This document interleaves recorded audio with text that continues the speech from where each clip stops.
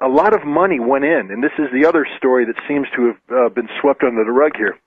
A lot of money, Saudi money, American money, British money, went into trying to shape an election, to engineer an election result last June in Iran. Yeah, elaborate on that, please. Under Bush in 2006, Condoleezza Rice and the CIA and the state and the Department of Defense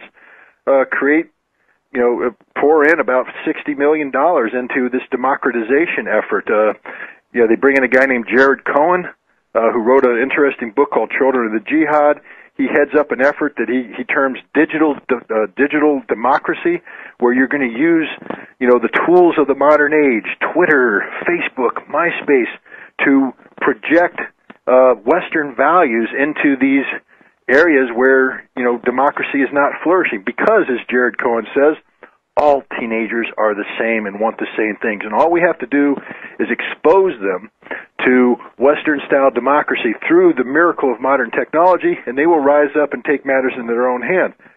We spent between $30 and $40 million trying to engineer an inspection result. An election result. The Saudis poured in, almost $100 million into confronting what they call the Iran project, starting first with engineering an election in Lebanon to defeat Hezbollah, and then moving on to help engineer an election result in Iran to get, a Rafsanjani-based Mousavi government in place to replace Ahmadinejad and ultimately undermine the supreme leader in Khamenei. It failed miserably. And now these guys, the United States, Saudi Arabia, and others, are left with egg on their face. The best they can do is get 10,000 rich young kids from northern Tehran to demonstrate in the street. This is in a nation of 70 million. A recent poll came out, and it's a Western-based organization that did the poll. They say that 4 out of 5 Iranians today support Ahmadinejad and the supreme leader.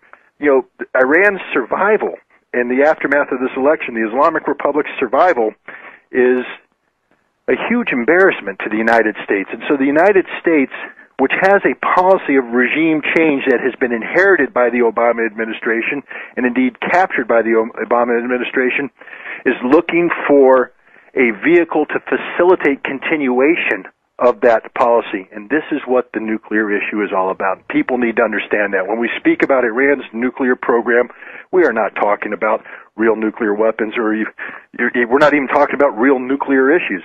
We're using this as a vehicle to promote the termination of the theocracy in Tehran, just like we used WMD to promote the termination of the Saddam Hussein regime in Iraq.